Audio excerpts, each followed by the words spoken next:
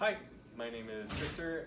My partner Jacqueline and I are doing lab number 7, the Michelson interferometer applications. Hi, my name is Jacqueline. So the first section was to find a calibration factor for the interferometer. To do this, we measured the source length and how many change in fringes there were, and then from that we were able to get a calibration factor by dividing the change in the source by the change of the caliper readings. And we did this over a change of 100 fringes.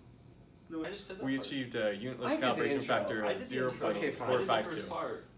For our second experiment, we measured the wavelength of our mercury lamp. The change in fringes we got as 80, and then we used our calibration factor from our experiment 1, and then we found a wavelength of 678 nanometers. We expected a value of 632.8 nanometers, and then we did the propagation of air. For experiment 3, we measured the delta lambda of the sodium doublet. Our average delta lambda ended up to be 0.27 millimeters. What we expected was a value of 0.6 millimeters.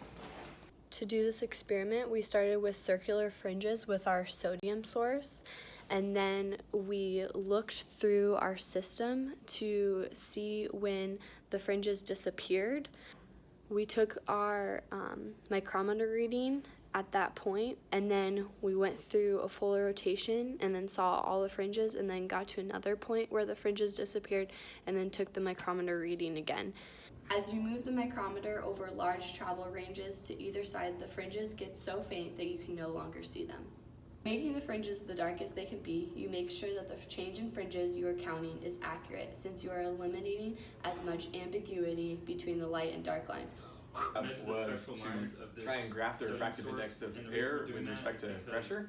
To do this, we found the slope of the refractive index. We did that by having a cavity on the interferometer where we took pressure out of the cavity and then slowly released it back into the cavity and saw how fringes changed. And then from that we could find the slope, which was change in refractive index over the change in pressure.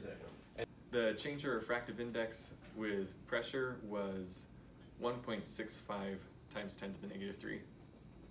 The refractive index we measured for air in the lab was 1.00027.